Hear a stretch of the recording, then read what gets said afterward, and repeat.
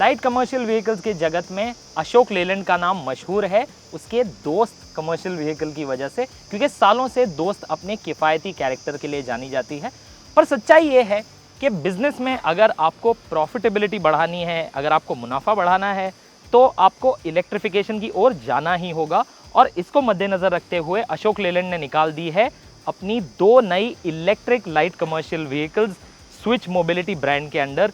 मैं खड़ा हूँ अभी फ़िलहाल IEV4 के बेड में, पर आज हम आपको मिलाएंगे IEV3 और IEV4 से। तो बने रहिए हमारे साथ। मेरा नाम है अमान अहमद, आप देख रहे हैं कार एंड बाइक हिंदी। अगर आपने अभी तक नहीं किया है तो हमारे चैनल को सब्सक्राइब कर लीजिए, ताकि वक्त वक्त से हमारी मुलाकातें होती रहें और हम आप तक सारे नई व्हीकल्स ला के पेश करते रहें। और बेल नोटिफिकेशन को भी दबाना ना भूलिए। अब चलिए देखते हैं क्या है खास स्विच मोबिलिटी की IEV3 और IEV4 में।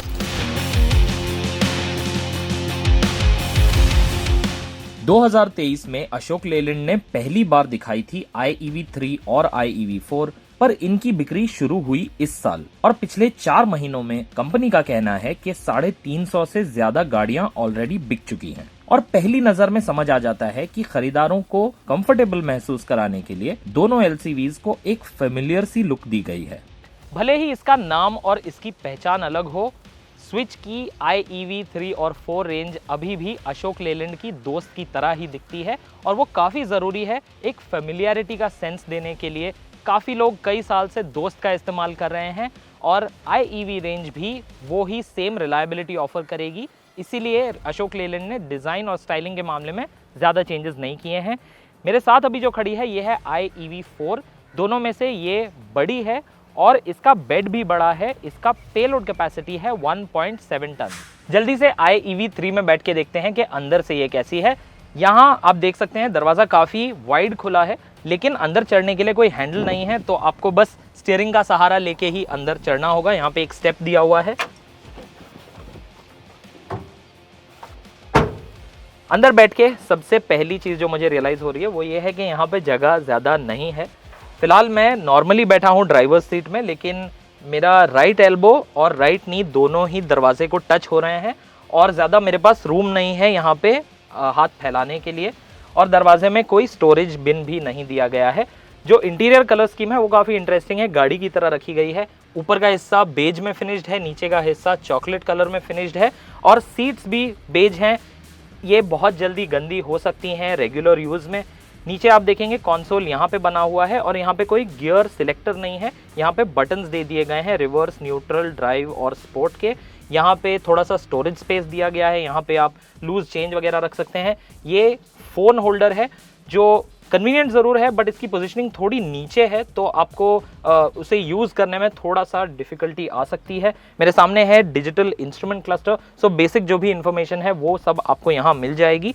लेकिन यहाँ बैठने के लिए सिर्फ ड्राइवर और को पैसेंजर के लिए ही जगह है। को पैसेंजर के पास भी एक 3 पॉइंट सीट बेल्ट है। ग्लव बॉक्स वहाँ पे आप देख सकते हैं ठीक ठाक साइज़ का है। यहाँ पे एक फ़ोन चार्जिंग के लिए 2 पोर्ट्स दिए गए हैं। ओवरऑल यहाँ पे आपको एक फीलिंग ज़रूर आ जाती है कि ये एक बजट कमर्शियल व्हीकल है। अब आइए देखते हैं IEV4 का क्या हाल है। IEV3 के मुकाबले IEV4 में बैठने के लिए थोड़ी और मेहनत करनी पड़ेगी, क्योंकि इसका कैबिन जो है वो थोड़ा और ऊंचा है। यहाँ पे आपको दिया गया है एक हैंड ग्रिप और यहाँ पे आप स्टेप पे पैर रख के अपने आप को अंदर खींच सकते हैं। और यहाँ बैठ के सबसे पहली चीज़ जो मैंने नोटिस की वो ये है कि इसका कैबिन IEV3 के कैबिन से थोड़ा और अपमार्केट फील हो रहा है। लुक के मामले में भी मटेरियल्स अलग यूज़ किए गए हैं, थोड़े और अच्छे फील होते हैं। टच में भी अच्छे फील हो रहे हैं। 3 स्पोक स्टीयरिंग व्हील वैसा ही है जैसा IEV3 में हमने देखा। जो कलर कॉम्बिनेशन है वो गाड़ी की तरह है। क्रीम कलर का डैशबोर्ड है, नीचे का हिस्सा ब्राउन प्लास्टिक है और कंसोल पे आप देखेंगे वापस यहाँ पे कोई लीवर नहीं है।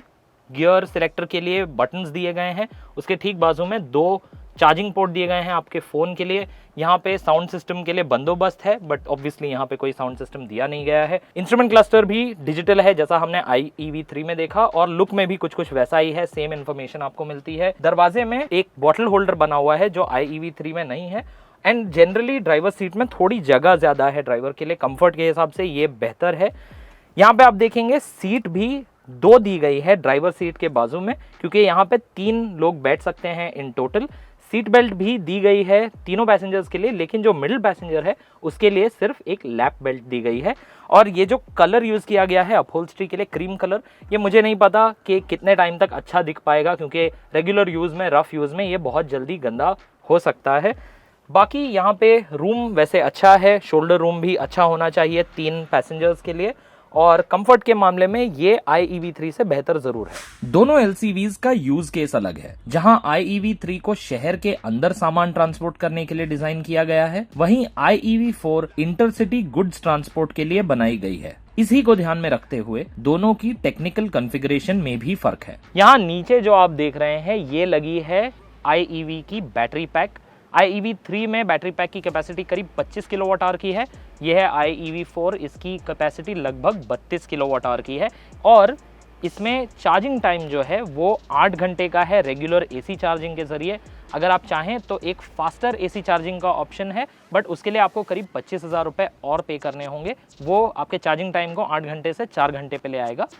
और इसमें फास्ट चार्जिंग का ऑप्शन भी अवेलेबल है। तो DC फास्ट चार्जर में आप जब इसे प्लग इन करेंगे तो इसे रिचार्ज करने में आपको करीब करीब 1 ही घंटे का वक्त लगेगा। इनके आर्किटेक्चर्स में भी फर्क है। IEV3 में लगा है 256 वोल्ट आर्किटेक्चर, और IEV4 में लगा है और भी पावरफुल 310 वोल्ट का EV आर्किटेक्चर। दोनों में एक परमानेंट मैग्नेट मोटर लगा है, पर इसकी आउटपुट IEV3 में है करीब 54 bhp और 190 Newton metres of torque. IEV4 और ताकतवर है क्योंकि इसमें पीक आउटपुट है 80 bhp और 230 न्यूटन मीटर ऑफ टॉर्क। ये सब तो ऑन पेपर है, पर चलाने में दोनों ELCVs कैसी हैं? हमने शुरुआत की अशोक लेलैंड के हाई स्पीड टेस्ट ट्रैक से।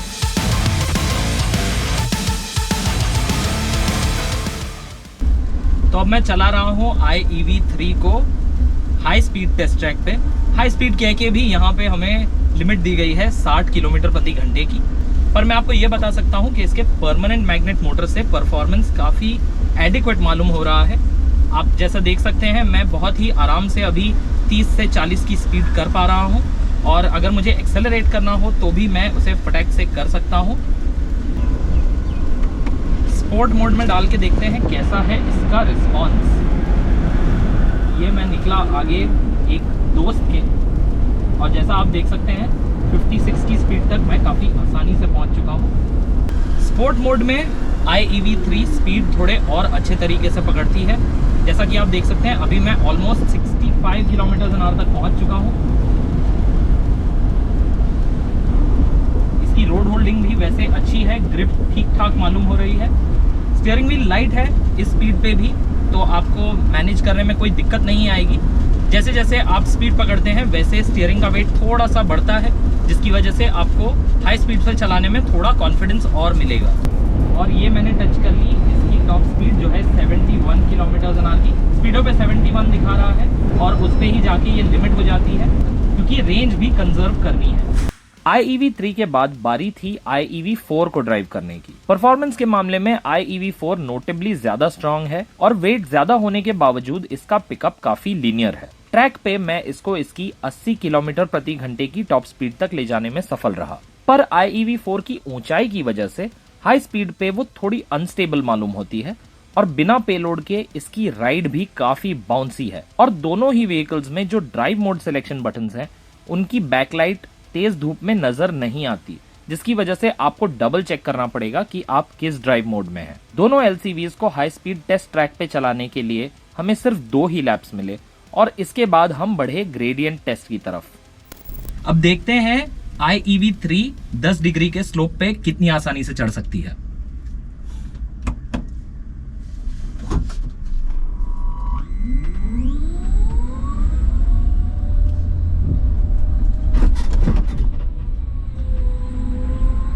बड़ी आसानी से चढ़ गई है, तो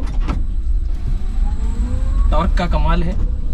पेलोड काफी है, पर फिर भी IEV3 इस स्लोप पे बड़े आराम से चढ़ गई। दोनों ट्रक्स में आपको हिल होल्ड कंट्रोल का फंक्शन भी मिलता है, और हमें ये फीचर आजमाने का मौका मिला। यहाँ पे 8 डिग्री का स्लोप है, देखते हैं ये इस पे रुक पाती है या नहीं। ये हम चढ़े ढलान पे, ये मैंने पैर हटा लिया एक्सेलरेटर से, और रुक गई है IEV3 5 सेकंड के लिए टोटल, और ये फिर जाने लगी पीछे, पर हमने दबाया एक्सेलरेटर और फिर हम चढ़ गए आसानी से। ग्रेडियंट टेस्ट कंप्लीट करके हम चले स्टीयरिंग सर्किट पे, जहां दोनों एलसीवीज की हैंडलिंग और एजिलिटी को आजमाने का मौका मिला। दोनों के ही स्टीयरिंग थोड़े वेग हैं और स्टीयरिंग फुल लॉक करने में थोड़ी मेहनत जरूर लगती है, लेकिन रेगुलर एवरीडे ड्राइविंग के लिए दोनों एलसीवीज पर्याप्त होनी चाहिए। अब बात कर लेते हैं इनकी कीमतों की। iEV3 का बेस मॉडल मिलेगा आपको 12.5 लाख रुपए से और iEV4 का बेस मॉडल मिलेगा 15 लाख रुपए से। इस कीमत पे दोनों सिर्फ शैसी के साथ अवेलेबल हैं और बेड लगवाने के लिए आपको एक्स्ट्रा खर्च करना होगा। इन कीमतों पे दोनों ही एलसीवीज कंबस्शन इंजन दोस्त के मुकाबले करीब 30% ज्यादा महंगी है। पर अशोक लेलैंड का कहना है कि डेली रनिंग में जो आपकी फ्यूल सेविंग्स में बचत होगी, उसको मिला के आप हर महीने करीब 6 से 10 हजार रुपए तक बचा पाएंगे गाड़ी का EMI भरने के बाद भी। हाई रनिंग के साथ जो एक्स्ट्रा पैसे खर्च होंगे गाड़ी की कीमत अदा करने के लिए, वो भी जल्द रिकवर हो सकते हैं। तो आपको कैसी लगी स्विच iEV3 और iEV4? क्या आपको लगता है दोस्त के बजाय इन्हें खरीदना एक स्मार्ट डिसीजन होगा? हमें अपने ख्याल कमेंट सेक्शन में बताएं। अगर आपकी कोई और क्वेरी है इन दोनों के बारे में तो वो भी आप कमेंट्स में पूछ सकते हैं। अगर आपको ये वीडियो इन्फॉर्मेटिव लगा, मजेदार लगा, तो इसे लाइक कर दीजिए। और अगर आप किसी को जानते हैं जिनके बिजनेस में iEV3 और iEV4 मदद कर सके तो उनके साथ ये वीडियो शेयर जरूर कीजिए।